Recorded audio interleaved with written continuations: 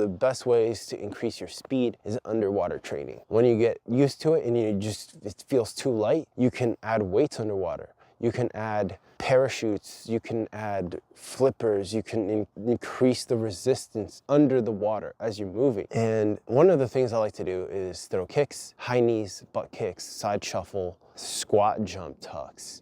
Bring in your knees, exploding up, boom, boom, boom. And it's gonna be building the muscles with that resistance. So you come out of the water, imagine how high you're gonna be able to jump. You're gonna be able to explode forward. You're gonna be able to bring that knee up and kick. All of that is retained in the muscles when you come out of the water. Really beneficial. Now, if you go under the water, it's gonna also be working on your breath. You're gonna have to learn how to oxygenate your blood through breath work. Going under the water, learning to calm the mind so that you can allow yourself to hit that anaerobic and stay under there for a minute, 2, 3, 4, 5, depending on your training. Welcome to the Unlimited You podcast. Believing firmly in the limitless potential that resides within each individual, your host, Master Victor Almeida, a distinguished martial arts expert, is here to guide you in unlocking your inner power. Each episode offers practical knowledge, from strength training techniques to the calming practices of meditation, tailored to enhance your physical, mental, and spiritual well-being. Join us on this empowering journey and embrace the warrior that lies within you.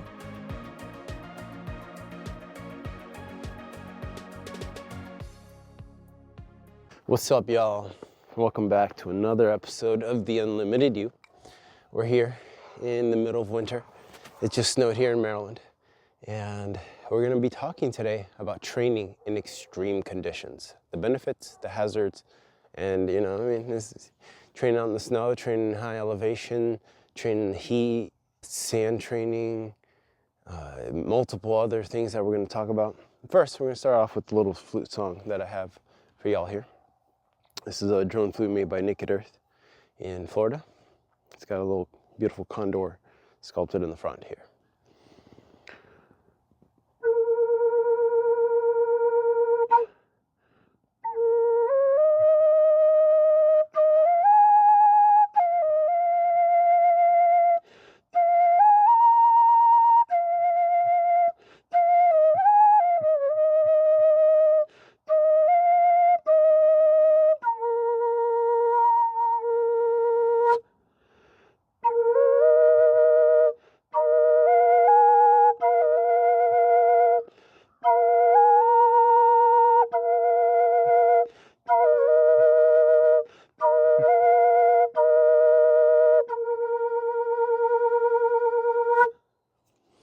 So, training in extreme conditions.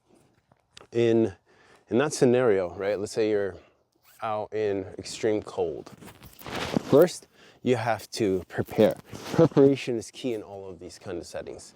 And one of the big key factors you guys can consider is, are you wearing the right clothing? If you're going to be going training out in the cold, you want to be using layers so you can take off layers, because as you heat up, you're going to be sweating. So you want to be taking off those layers to minimize your sweating. And then after you're done training, you're going to start getting cold. So you're going to want to put layers back on. Very critical. Also, as you're putting down those clothes, they're probably going to be getting cold. So you got to be thinking about that. Another important thing to think about when you're going to train out in the cold, especially like long treks, if you're going out in the middle of the woods, are you properly equipped to stay the night in a cold area? Are you going to be able to set a fire? Are you going to be able to, withstand the cold? Is it going to snow? Check the weather. Let someone know where you're going, because you need a backup plan. Take a friend. Always usually take a friend with you. If you're not taking somebody with you, then at least let people know where you're going, and be very careful. Training out in the extreme cold, you can freeze to death, frostbite, but it's really great for burning fat. So the cold induces this. It's on an article, I wrote it on my website, cannot think of the details at this moment. And it talks about how the cold on your body induces faster fat burning, and then you're also heating up the body through exercise. In the cold, you're inducing more fat burn. And going between cold and hot can also do the same thing. So if you're going from a sauna to an ice bath, vice versa, multiple times. And ice baths, for example, are really beneficial. When you go into an ice bath, it allows your muscles to relax, so it helps inflammation, it helps breathing, it helps you learn how to stay calm in a very intense environment. It's very beneficial for your nervous system, for your immune system, just everything in general. That's a very great way to channel stress, exactly, like putting it into something that is painful, that's beneficial to you, allowing you to really release that tension. And it forces you to calm down. Or if you're gonna wanna get out. But if you can breathe through that intense situation, you learn how to be in a chaotic environment and remain calm, and that is exceptionally valuable, along with the monumental amount of health benefits that you get from doing it. So if you're actually gonna go train in the snow, right, you have to be careful. Sometimes this stuff is slippery. Like if I'm training in the snow, have good footwear. Like don't be wearing slippers like I'm wearing right now. You know, have actual good footwear that you're gonna be ready to train in. Maybe you go barefoot, but be careful because sometimes you can't see the terrain, right? If it's just cold outside, awesome. Go training for it, right? When you're out in nature in the cold and you're pushing it, make sure you have water. Always hydrate. Let's go into the heat one. This is kind of, I personally love training in the heat. There's a lot of benefits to it. There's a lot of benefits to, you know, intentionally taking yourself into a heated situation like a sauna. So for example, if you go to a sauna and you stay in there for 20 minutes or 30 minutes and you take a 15-20 minute break and then you go back in, it releases growth hormones, which induces healing in your muscles. It helps your body heal, and amongst many other things. But if you're exercising, that's gonna be a critical thing. If you're injured, it's gonna be an amazing thing to help your body heal. You know, exposing yourself to heat for an extended period of time. 170 to about 212 degrees. Now there's some saunas that don't get that hot. Maybe you have a sauna that gets to like 140. And it's okay, it's better than nothing. It's better than not having a sauna. And in the sauna, you can exercise, right? Some people may not even be able to last 10 minutes. Do what you can.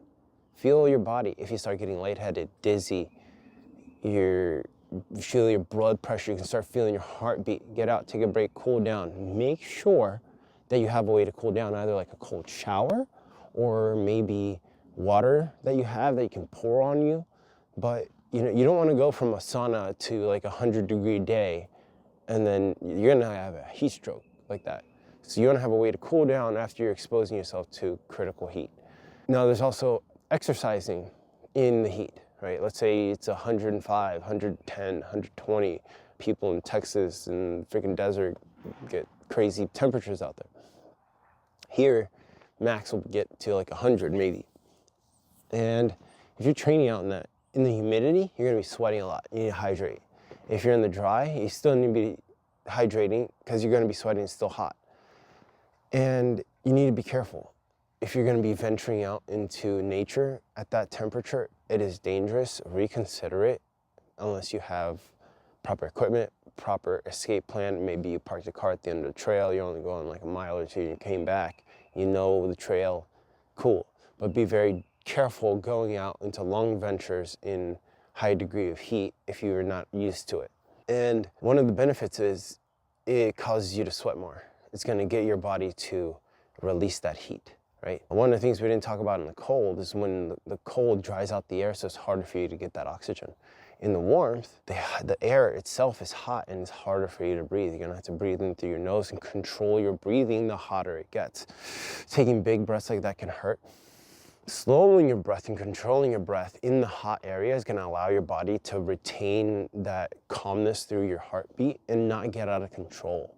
So that'll keep you longer in the heat without having that, you know, lightheaded feeling, that heart pumping feeling. And if you can really focus on the breath, maybe you never get there, right? Because you're able to maintain that inner composure, your organs and everything are more relaxed. And if you have a way to cool down, you do so, you know? Like you're not gonna spend an hour in a 170-degree sauna. I mean, some people do, but you don't need to. Do 30 minutes. You know, I think I've done 45 minutes in a in a 170-degree sauna, and I think I've done an hour in a 160-degree sauna. And the hotter it is, the better, and then the less I have to stay in there. It's wonderful, and it's a great time to do breath work, to do meditation, because you're having to focus on your breath, and then you can actually focus on that spot in the middle of the forehead while you're sitting there. And it's a meditation practice along with getting all of these benefits. On top of that, exercising in the sauna, right? Think about this. When you exercise, some people overheat because their body is producing so much heat in their muscles and they can't get that heat out. They're sweating and they overheat. So by you training your body in the sauna, you're exposing yourself to heat, you're heating up your muscles, you're heating up your body, it's harder for you to breathe, and you're actually hitting and increasing your VO2 max if you're hitting that limit. If you're like, maybe you're working out, you do a few push-ups, you do a few dips in there, some squats, and then you do some breath work, and then you sit and you meditate. That's sometimes what I do. And then I'll do like a little bit of stretching. Stretching is amazing in the sauna. You're already loose. Be very careful doing exercising and stretching in the sauna because it does increase your heart rate. So if you have any heart problems or you have any heart issues, it could be a problem. And just make sure you know yourself before you're doing these things, because these are extreme ways of training. We're not like talking about like normal, this is like you're trying to push it, you're trying to, push your healing, you're trying to push your training, you're trying to push your endurance, your cardio, your ability to do things. I love snow, and it's like perfect snowball chunks. Look at this. Oh, I'm not gonna throw it at the camera, that would be insane. So in the heat, a lot of benefits, a lot of danger. There's also, heated yoga. I think is around 100 to 120. Some classes are 90 to introduce people to it. So, take an intro class, get used to the hot, work out in the heat, work out in like 80, 90-degree room. Do your training in a heated 80, 90-degree room where, you're doing your regular cardio training. You don't have to go like 100 degrees. You can just turn up the thermostat in that room, put a little heater in that room, and then boom, you're going hard at 80, 90 degrees. You're gonna be sweating. You're gonna be pushing that VO2 max. And then you're gonna be getting those same benefits, maybe not like the growth hormones, and you're not gonna get the same benefits of a sauna, but in the exercise, in the cardio aspect, you're gonna be hitting the same goal, and you're gonna be cleansing your body. So the sweat releases toxins, right? We wanna be putting in water, releasing the bad stuff out. Make sure you're going to the bathroom, and you're not just drinking water. Hydrate, electrolytes. While you're exercising, it's okay to have a little bit of sugar. It's really the only time, because it goes just in and it's like, let's go. It revitalizes you during the exercise. And in the heat, you gotta be very careful. You start feeling those symptoms. It can lead to vomiting, and it becomes like a tailwind situation where you're then puking, drinking water, and puking because you drink water, and then you can't drink water. So if you find yourself in that situation, wait 30, 45 minutes. You're gonna be thirsty as hell, and then have a sip of water. Had this happen to me twice. First time I went to the hospital. Second time I learned how to do it. Didn't go to the hospital. First time was from blowing glass. Second time was from training really hard and then blowing glass afterwards. I was just beat and dehydrated. Blowing glass is hot. You're standing in front of a 2100-degree furnace blasting at you. And if it's a hot day and you're in a box that's 120 degrees, standing in front of a 21-degree furnace, you're pushing it. And I did that for 6 hours. On a 90-some degree day, it was 120 inside the studio. It was time. It was time, yeah. My buddy, he hydrated better. I sweat a lot. I sweat through like 2 shirts. I was like wringing them out in the sink. It was a lot. It was a lot. And you gotta be careful. So if that situation happens, sugar, electrolytes, chocolate milk, get it in liquid into the system, you'll see the person like come back to life. So important. Find yourself in that situation, know how to get out. Have those things ready.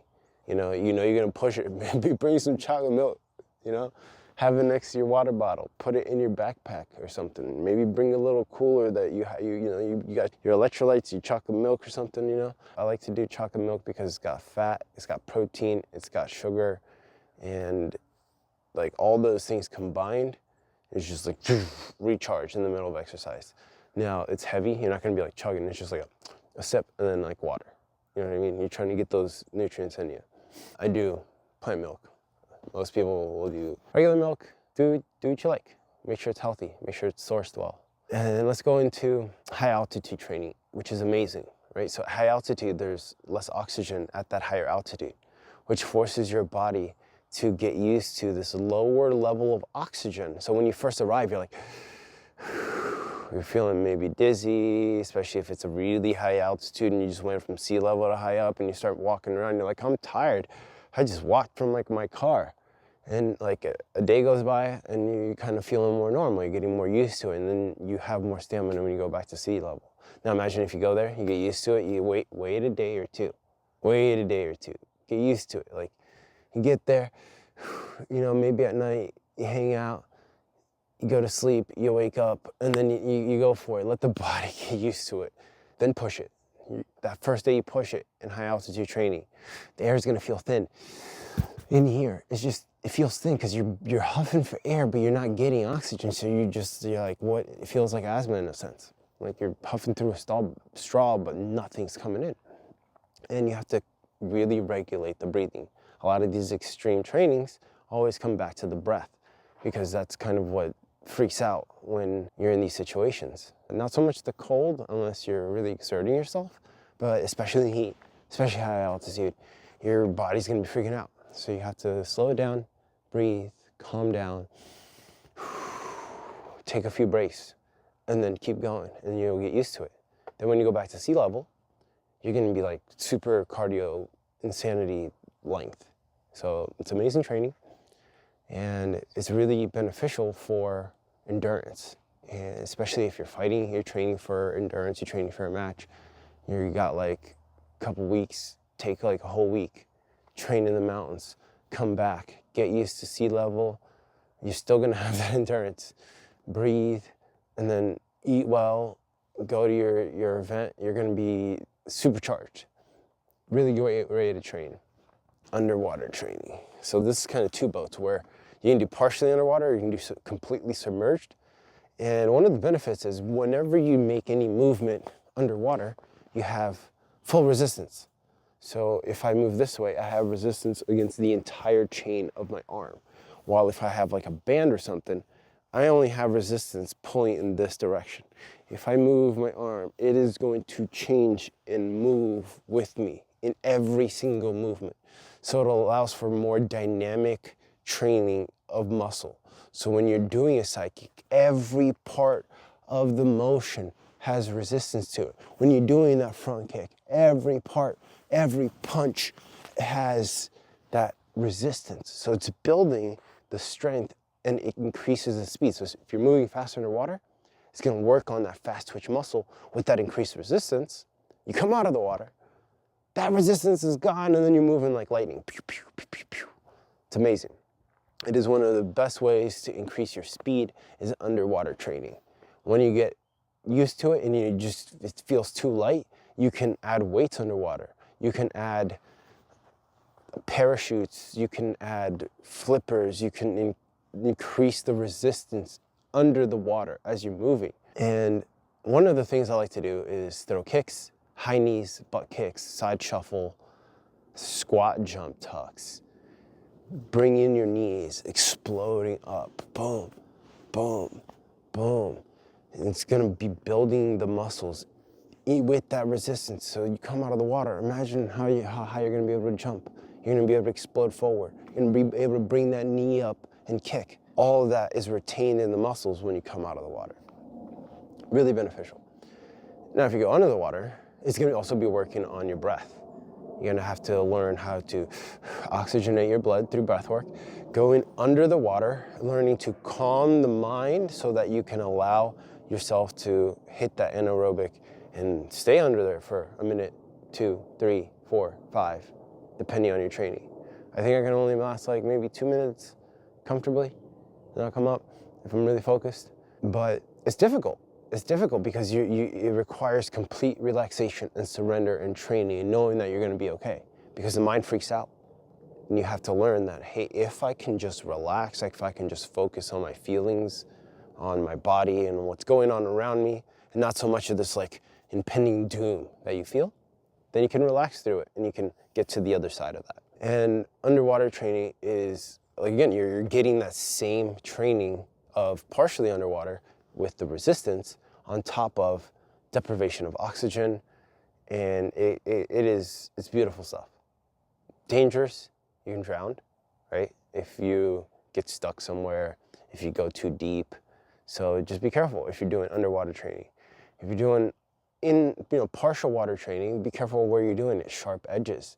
If you're doing it at a pool, don't be trying to do squat, jump, tucks at the very edge and then you bust your knee and your face on the edge.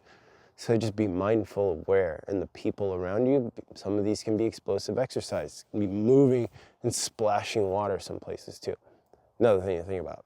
I love it. I cannot understate the importance of like that type of training for speed, because it transformed my speed. Going to the pool and doing this kind of stuff, it's just like, it's so good for you. And it teaches you to breathe if you're like swimming, if you're doing this stuff under the water, breathing, doing stuff, right? You're working out and you're learning this dynamic way to do your training, and it just like skyrockets you. Sand training, so there's two ways. There's like punching, sand and rice, knife handing, punching. You can like massage it and it builds toughness in the whole hand and the knuckles. And there's also running and training in the sand, because the sand, as you step on it, it moves. So it causes the foot to shift differently, creating different balance point training and building the muscles and reactiveness in your foot so that you can balance easier in not that type of ground.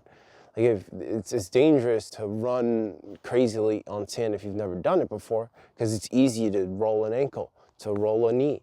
So, start off slow, do some very light training, get used to it, see how it is. Then, some more complex movements. And then once you start building it, maybe not the first time, then you can start doing some crazy stuff, maybe some spinning jump kicks. If you know what you're doing, if you feel very comfortable, go for it. Know yourself. And it's really important. The sand, when you pivot, can sometimes dig your feet in and then cause a knee to twist out of the socket. So as you're twisting, you have to be very mindful of that planting foot.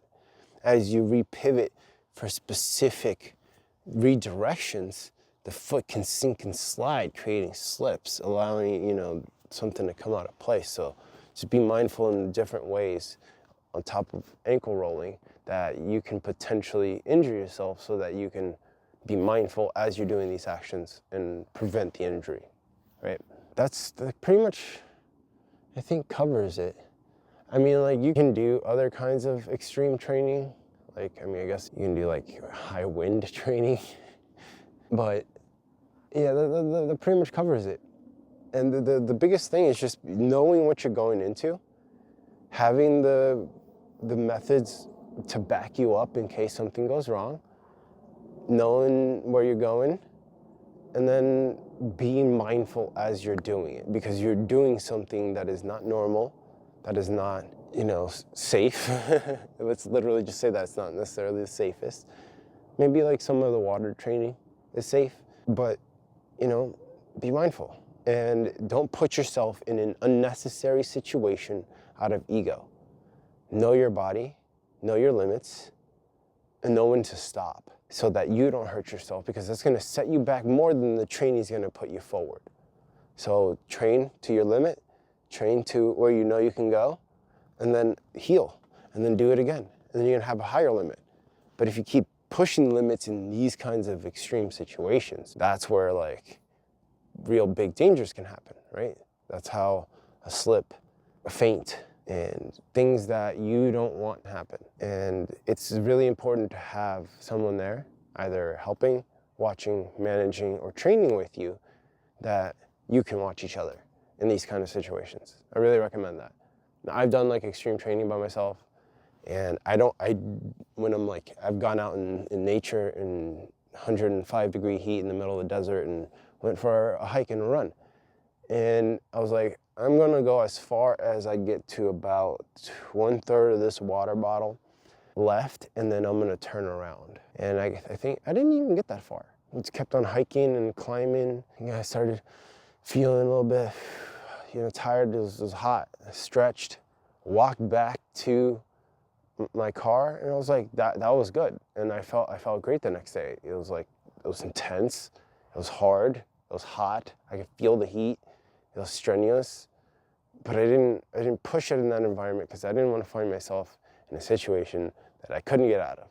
So be mindful, be safe, push yourself, but do it safely. Have fun and grow through this journey by seeing where you are and accepting your limitations and not pushing them, respecting them, and allowing yourself to change so that you can then better address that need, and then you can move forward easier, right? Analyze where you are, and then we can move forward. But if you just move forward without understanding where we're at, we get lost and things happen. Have a safe journey. Have a beautiful time. Namaste. Thank you for joining Master Victor on The Unlimited You. Make sure to visit our website, www.feraacademy.com, where you can subscribe to the show in iTunes, Spotify, YouTube, or via RSS, so you'll never miss a show. While you're at it, if you found value in this show, we'd appreciate a rating on iTunes. Or if you'd simply tell a friend about the show, that would help us out too. Be sure to tune in next week for our next episode.